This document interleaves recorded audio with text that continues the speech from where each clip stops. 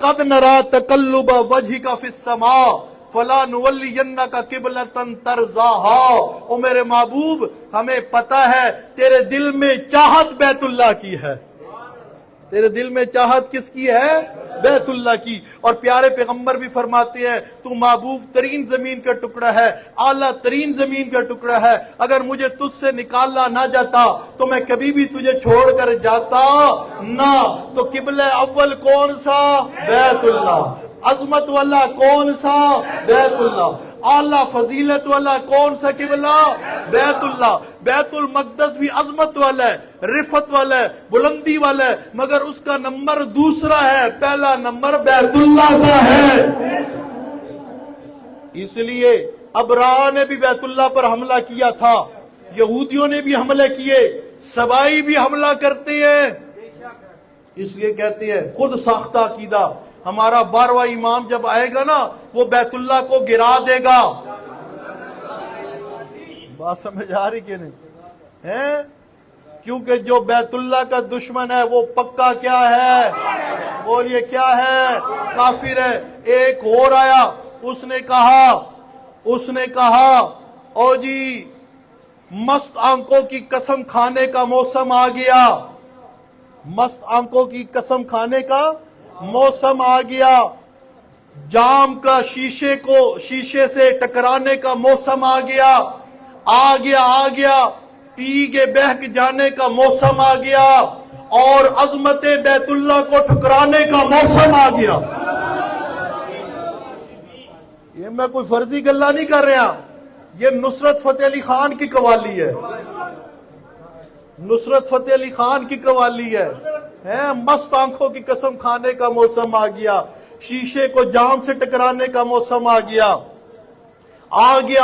پی کے بہک جانے کا موسم آ گیا، عظمت کعبہ کو ٹھکرانے کا موسم آ گیا۔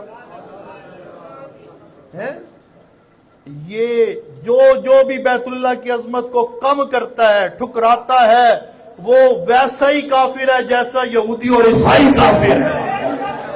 بات سمجھ آ رہی کہ نہیں؟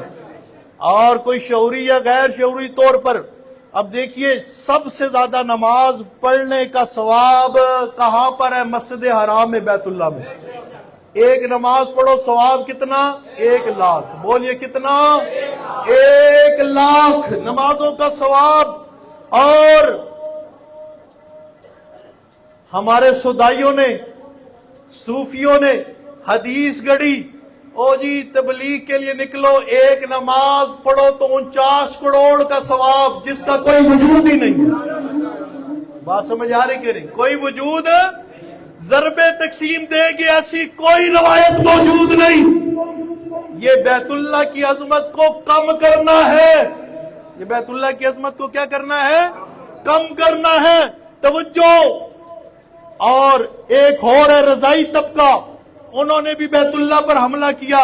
وہ کہتے ہیں لوگ گئے بیت اللہ کی زیارت کرنے کے لیے، دیکھا کہ بیت اللہ غائب ہے، پتہ کیا گیا بیت اللہ کدھر گیا جی؟ کہتے جی وہ بیت اللہ مائے رابعہ بصری دی زیارت استے گیا ہے۔ اندازہ لگائیں آپ، یہ عقیدے گڑے علامہ صدر الدین دمشقی الحنفی عقیدہ طحاویہ۔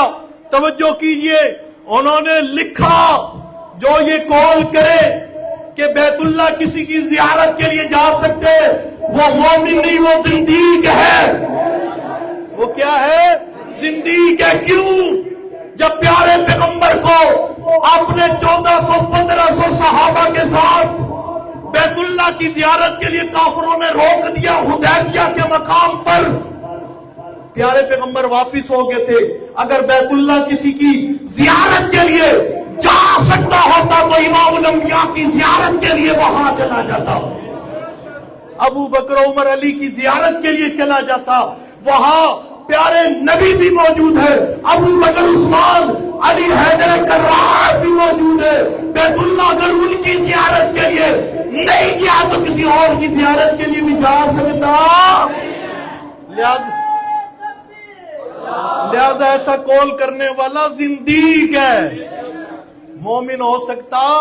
اللہ ہمیں بیت اللہ کی عظمت کو مان کر بیت اللہ کی زیارت نصیب فرمائے، اللہ مجھے بیت اللہ، آپ کو، ہم سب کو بیت اللہ لے جائے، وہاں کا حج نصیب فرمائے، روضہ رسول کی زیارت نصیب فرمائے، وہاں پر حاضری نصیب فرمائے،